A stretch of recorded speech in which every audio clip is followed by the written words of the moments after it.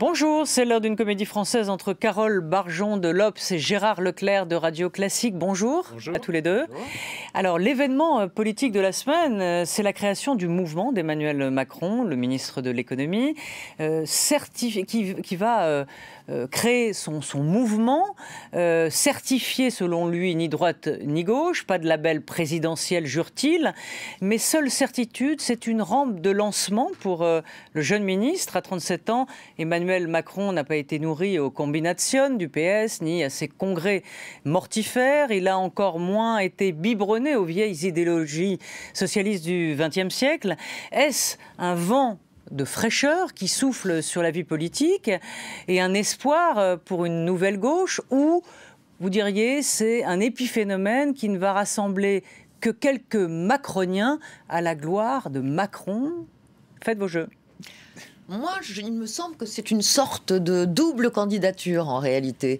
C'est-à-dire que c'est évidemment pour lui et pour son avenir, au cas où François Hollande ne se présenterait pas en 2017. Et dans ce cas, Emmanuel Macron sera présent dans le jeu. Mais si François Hollande se présentait, et pour l'instant, on sait que le président de la République se prépare, il ne renoncera pas comme ça. À ce moment-là, Macron, qui, je pense, restera fidèle à François Hollande, parce que c'est quand même un peu la créature de François Hollande, il ne faut pas l'oublier. À ce moment-là, ça permettra à Hollande de ratisser un peu plus large que sa base, qui s'est quand même singulièrement rétrécie, et effectivement, peut-être de gagner au centre et sur la droite. Voilà, au moins, il y a les deux possibilités. D'accord, Jean ? Oui, en tout cas, il a bien réussi son coup. Il le fait au bon moment. On est dans une semaine où le projet de primaire de la gauche est en train de partir en quenouille, où le gouvernement est toujours en difficulté avec la loi El Khomri, où il y a ce mouvement Nuit debout qui commence à apparaître, etc. Et là, c'est vrai qu'il a créé la surprise. Tout le monde ne parle que de ça. Et ça vient après un parcours qui est quand même tout à fait stupéfiant. Voilà quelqu'un qui était inconnu il y a 2 ans, qui aujourd'hui est quasiment celui qui est le mieux placé pour une présidentielle, même si je pense que ce n'est pas d'actualité, enfin en tout cas qui est très populaire. Voilà quelqu'un qui taille sa route tout seul, en dehors du Parti Socialiste, sans bien évidemment Manuel Valls. Et voilà quelqu'un qui arrive pour l'instant à incarner un nouveau discours, la modernité, qui casse les codes sur des choses comme les 35 heures, les fonctionnaires, l'économie d'entreprise, etc. C'est un parcours qui est pour l'instant tout à fait, je dis, stupéfiant et qui n'a quasiment pas d'équivalent. Je ne vois pas qui, dans un passé plus ou moins récent, a fait ça. Alors maintenant, c'est pas gagné, c'est pas terminé, il y a encore beaucoup d'embûches. Mais en tout cas, pour l'instant, il fait un coup formidable. Oui, et en plus, il se positionne un petit peu, au fond, on pourrait dire que c'est une sorte de Le Maire de gauche, parce qu'il se positionne finalement sur le moins politisé, parce que le maire, vous avez raison, mais le maire est quand même, même s'il a démissionné de la fonction publique, c'est quand même un Chiracien. Voilà, il a quand même, il est élu. Macron est hollandais, donc si vous voulez. Oui, enfin pas depuis longtemps. Il y a une filiation. Il y a une filiation, et à mon avis, il occupe un peu. C'est pour ça que je dis que ça peut être le pendant de Le Maire à gauche. Mais c'est un pur politique, du renouveau, Le Maire. le créneau du renouveau. Oui, puis surtout Bruno Le Maire, il s'inscrit dans la primaire de la droite. Il est clairement à droite, il le revendique.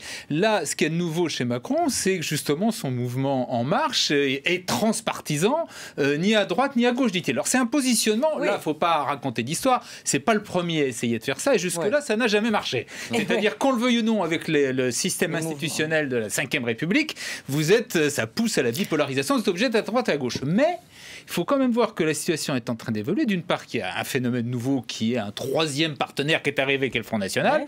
Et deuxièmement, on est dans un moment d'une crise de la société française, une crise du politique, de l'impuissance du politique, etc. Et où, justement, ce discours peut intéresser des gens. Donc, je ne sais pas si ça va fonctionner, mais ce qui n'a jamais marché jusque-là, peut-être que là, il peut y avoir une ouverture.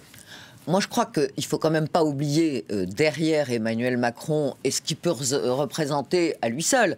Je pense qu'il ne faut quand même pas oublier François Hollande derrière. Parce que ce que j'ai trouvé extrêmement intéressant à noter, c'était que quand il a présenté son mouvement En Marche, la création de ce mouvement, il a dit « J'ai décidé qu'on allait créer un mouvement politique ». Ce « on » me semble particulièrement intéressant à souligner, parce que on sait bien qu'Emmanuel Macron participe, si vous voulez, au petit groupe qui, depuis quelque temps, je crois, depuis la semaine dernière, où il y a eu une réunion à l'Élysée autour de François Hollande, avec Ségolène Royal, Julien Drey, enfin tous ceux qui préparent une candidature Hollande en 2017, et les communicants, bien sûr, et Emmanuel Macron était de cela. Donc, si vous voulez, tout ça, ça s'inscrit quand même aussi, c'est pour ça que je parlais d'une sorte de double candidature pour tous les cas de figure possibles.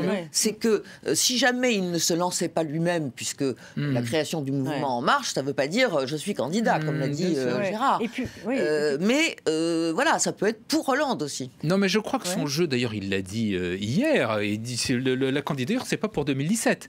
Lui, normalement, ce qu'il arrangerait, c'est que François Hollande soit candidat en 2017, que ce ne soit pas Valls, donc, qui est pour le coup, lui, son vrai rival, ce sera Manuel Valls. Donc que Hollande soit candidat, alors soit Hollande se fait élire, ce qui n'est pas la probabilité la plus évidente, mais bon, et dans ce cas-là, même s'il se fait élire, tant mieux, ce sera lui qui peut se mettre dans le sillage de Valls et être élu en 2022. Soit Hollande est battu, et dans ces cas-là, comme Valls n'aura pas été candidat, il se retrouve pour 2022, il n'est pas désavantagé par rapport à Manuel Valls. Donc, son intérêt, je vous dis, c'est que ce soit Hollande qui soit candidat. Oui, et il participera activement à la campagne. Cela dit, tout n'est pas réglé, loin de là pour lui, parce qu'il y a quand même une série de difficultés. La première, c'est qu'il n'est pas au Parti Socialiste, il n'a pas de parti derrière lui, il en crée un, mais c'est quand même très compliqué dans la vie politique. C'est un mouvement. Oui, c'est un mouvement. Et on n'a jamais quasiment vu, sous la Ve République, quelqu'un être élu président de la République sans avoir un parti important derrière lui.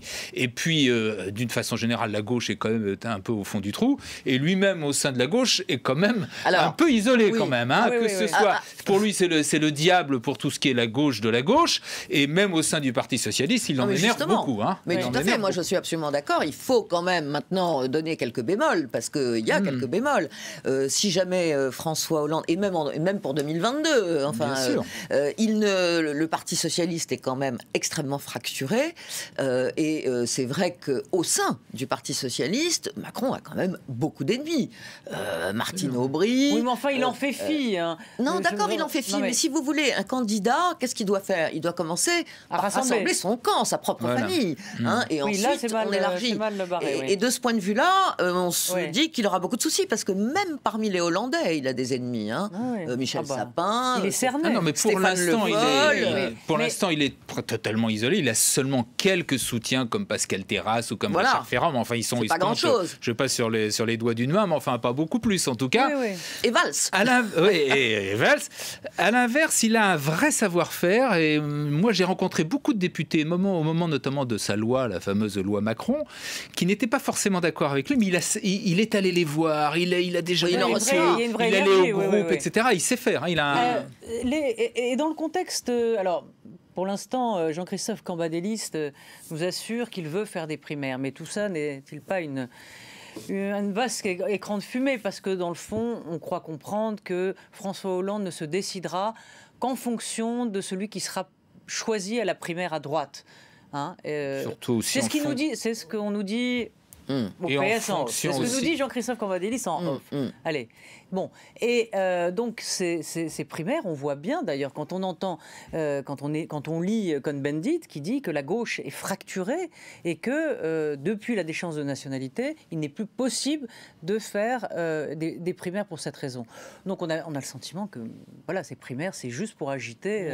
Deux choses sur la candidature de François Hollande. C'est vrai qu'il attend de voir qui y aura à droite, et ce serait beaucoup plus facile pour lui si c'était Nicolas Sarkozy qui provoque toujours des réactions à gauche que si c'est Alain Juppé. Je crois qu'il attend de voir aussi comment va évoluer la situation. S'il n'y a pas d'inversion de la courbe du chômage, il peut faire tout ce qu'il veut. À mon avis, ce sera excessivement difficile. De toute façon, ce sera très difficile.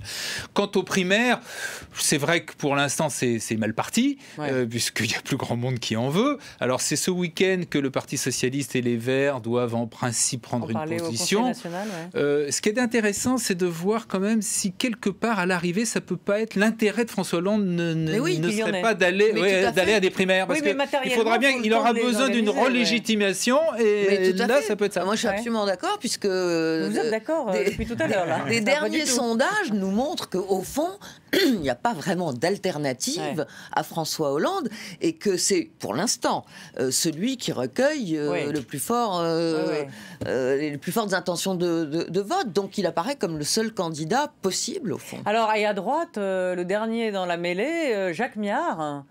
Grande personnalité. Oui, non, mais c'est bon. Et 11, ça fait une équipe de foot. Alors, 12 même maintenant. J'en m'a dit qu'ils étaient excellents. On arrive à 12. Il y aura peut-être 12 avec Michel Alliot-Marie. Ah bah voilà. Non, mais c'est un peu guignolesque, non? Ce qui est vrai, c'est que dans la primaire à droite, alors ça fait complètement ridicule, parce que maintenant on se dit qu'ils vont tous y aller. Tout ça, évidemment, pour alimenter le financement de leur micro-parti, parce qu'ils ont chacun un micro-parti. Enfin, il n'y a plus de collectif, si vous voulez. Mais il y a aussi un espace politique qui n'est pas occupé pour le moment. Il est occupé par Nicolas Dupont-Aignan, mais qui est en dehors. Souverainiste. Puis il participera pas à la primaire, surtout. Et qui ne veut pas participer à la primaire. Et donc c'est vrai qu'il y a un espace, disons, gaulo-souverainiste, qui n'est pas vraiment occupé. Donc, c'est pour ça que Miard y va. Mais attention, il faut quand même bien préciser. Est-ce que c'est pas Nicolas Sarkozy qui envoie toutes ces candidatures? Non, je ne crois pas. Moi, je ne crois pas. Mais ce qu'il faut bien voir, c'est qu'il n'y aura pas 12 candidats à l'arrivée, puisqu'il faut il y a des règles il faut 20 parlementaires, 250 élus, etc. Donc il y en aura beaucoup moins. Ce que font les autres, c'est qu'ils se positionnent. C'est une façon pour eux de se faire connaître, et puis ensuite de monnayer leur soutien, tout simplement, et puis de viser à un poste de ministre ou de Premier ministre. Rappelez-vous que Manuel Valls, ça fait 5% à la primaire, il est Premier ministre. Ils ont tous analysé les primaires socialistes. Voilà. Merci à tous les deux. On se retrouve très vite dans une comédie française. Quant à moi, je vous retrouve avec Jean-Marie Colombani pour Politique et nos invités cet après-midi à 17h10, pardon. À très vite, merci.